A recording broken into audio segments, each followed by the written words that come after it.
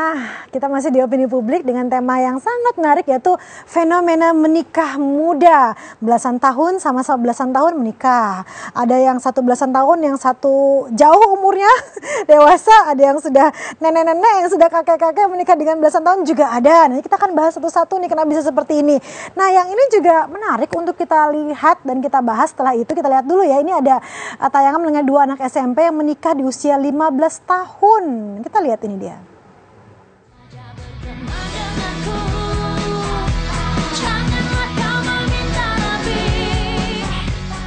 Menikah muda menjadi pilihan pasangan ini.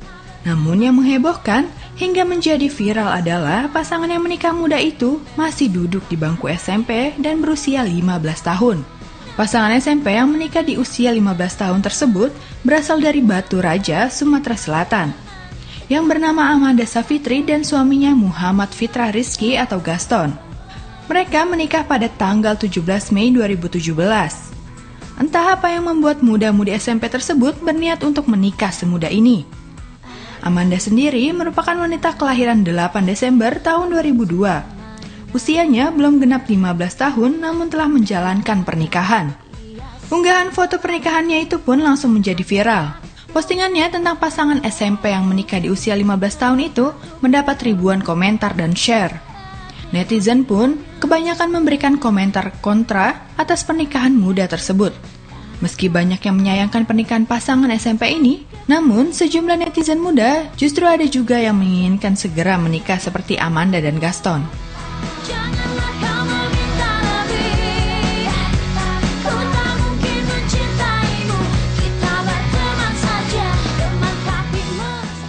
15 tahun, jadi gaya ini pelaminan juga ini begini ya, beda.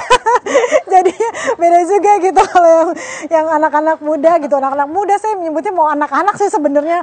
Karena 15 tahun masih anak-anak ya nggak sih Mbak? Betul. Ini gimana melihat ini? Sebenarnya dari undang-undang juga kan sebenarnya ada kita perlindungan anak ya. Sebenarnya tuh mereka di undang-undang itu juga menetapkan sebenarnya laki-laki itu usia 21 tahun, wanita 19 tahun sebenarnya.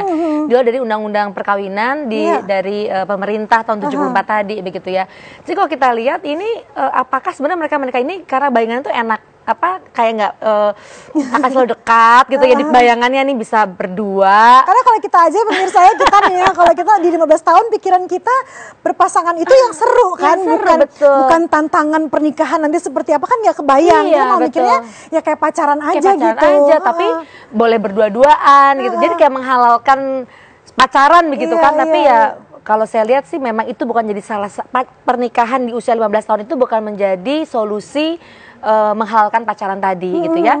Tentunya menurut saya adalah orang tua memang dalam hal ini harus terlibat ya dalam keputusan mereka. Tapi kayaknya di sini orang tuanya dipestain dan kayaknya mendukung gitu ya.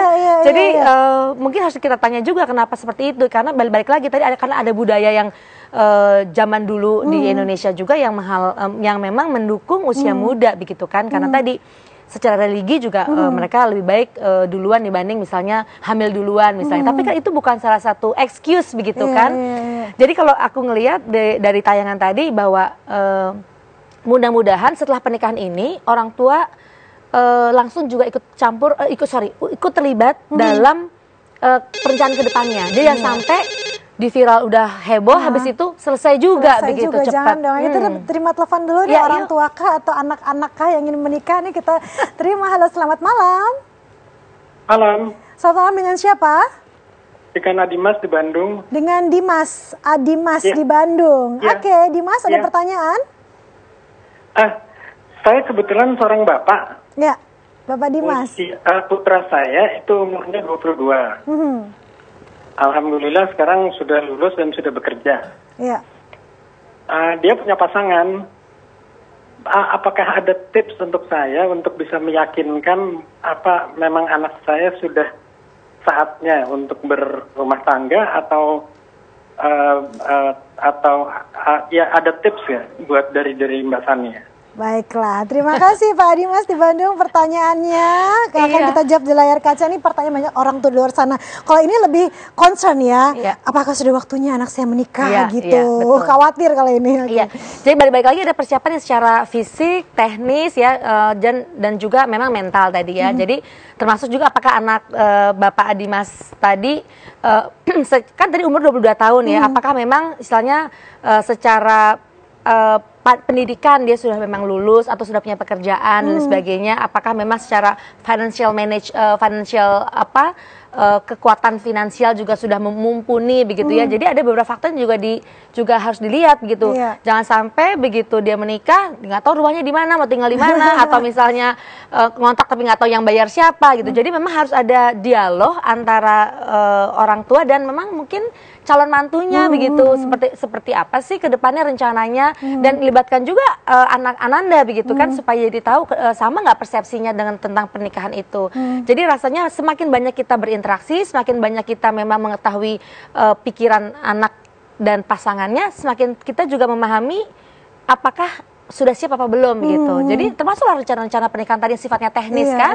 Apakah mau lanjut S2-nya, ataukah mungkin nanti mau bekerja dulu, apakah pasangannya melarang istrinya untuk bekerja dan sebagainya. Itu kan jangan sampai menjadi polemik atau menjadi problem, karena banyak sekali setelah menikah habis itu banyak masalah di kemudian hari karena itu tadi nggak sama persepsi, dilarang ini, dilarang itu dan sebagainya gitu. Akhirnya tingkat perceraian itu tinggi loh sekarang ini ya kan, dan makin meningkat setiap tahunnya begitu. Jadi tolong juga orang tua concern, jangan sampai menambah angka perceraian juga menjadi lebih tinggi lagi begitu, karena tadi kurangnya kesiapan tadi gitu. Jadi benar ya, untuk menyamakan persepsi itu penting banget ya. Kalau kita lihat di sini anaknya Pak Dimas 22 tahun, kalau dari sisi umur sudah mencukupi, kalau dari sisi kesehatan untuk apakah kita tadi belum bertanya laki-laki atau perempuan ya, itu memang sudah siap, kalau melahirkan sudah siap, tapi di balik itu juga masih ada persiapan dari sisi rencana masa depan, finansialnya, rencana hidupnya seperti apa, dan jangan dibuat berat juga, tapi bisa dikomunikasikan dengan baik. Dan kalau udah siap, why not untuk menikah begitu. Jadi menikah itu bukan satu yang diharamkan, justru malah disunahkan kan. Jadi kalau sudah siap nggak boleh dihambat lagi, malah kita dosa orang tua kalau menghambat suatu pasangan yang sudah siap tapi kita hambat gitu. Nah itu justru harus kita dukung. Oleh karena itu, menurut saya balik-balik lagi, yang menikah itu hanya bukan pasangan itu, tapi kita juga, keluarga juga ikut membantu untuk melihat apakah tingkat kematangannya sudah cukup atau belum. Nah, jadi peran orang tua besar ya di sini ya. Komunikasi itu penting sekali. Jadi pada saat dirasa anaknya ada satu hal belum siap, siapa tahu orang tua bisa bantu ya. Atau pinjamin rumah, atau beli rumah kan. Mobil. Sampai anaknya bersiap, tapi tetap diiringi lah ya gitu. Kita terima telepon lagi. Halo, selamat malam. Selamat malam. Anda bisa hubungi kami di sini di 02151551111 ya.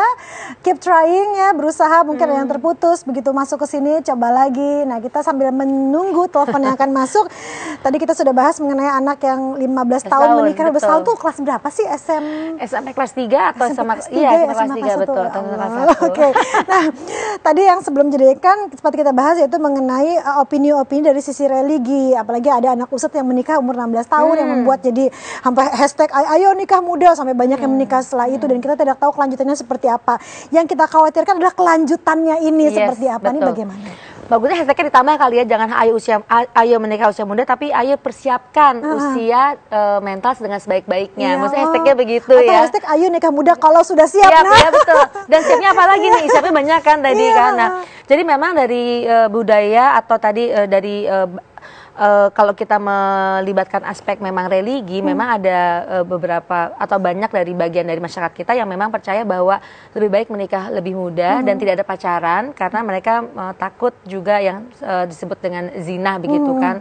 Tapi balik lagi itu tidak menjadi excuse, karena itu semua bisa didialogkan, dicari jalan keluar yang lebih sehat apabila anaknya memang belum siap. Kalau memang anaknya belum siap ya why not. Tapi kalau memang belum siap, masih pengen main-main, masih pengen menjalankan pendidikan yang lebih tinggi lagi dan sebagainya, dan tidak mau dihalangi dengan pernikahan, ya harus juga diakomodir keinginan anak. Jadi jangan sampai karena keinginan orang tua, jadi anak juga nggak bisa berkata tidak begitu. Karena ketakutan orang tua kan banyak juga orang bilang kalau dosanya anak itu berarti tanggung jawab orang tua loh, atau tapi itu tidak menjadi excuse juga karena tadi anak itu juga perlu ada suara untuk say no dan sebaliknya begitu. Iya, jadi bisa cari jalan bagaimana orang tua mengkomunikasikan masalah seksual ya, Iya, dikasih betul. pelajaran. Selamat malam. Selamat malam. Terputus lagi sepertinya ya, usaha terus untuk telepon ke sini. Tema kita seru nih. Nah, sekarang kita masuk ke topik-topik yang seru atau panas dibahas akhir-akhir ini. Mengenai tadi kan kalau sama-sama 19 tahun sudah seumuran lah, sama-sama muda. Kalau perbedaan usia yang cukup jauh, kalau dari sisi laki-lakinya dulu lah, prianya usia Belasan tahun ya. enggak, kalau prianya yang banyak terjadi biasanya di daerah yang umur 50-an atau 40-an, sementara putrinya atau wanitanya umur belasan tahun gitu. Ini terjadi juga kan? Iya, betul, itu banyak apa yang akan terjadi dan bagaimana jadinya? Kita akan mempersiapkan jawabannya, dan mungkin Anda ingin bertanya silahkan di 021 5155 111 setelah jeda iklan berikut ini.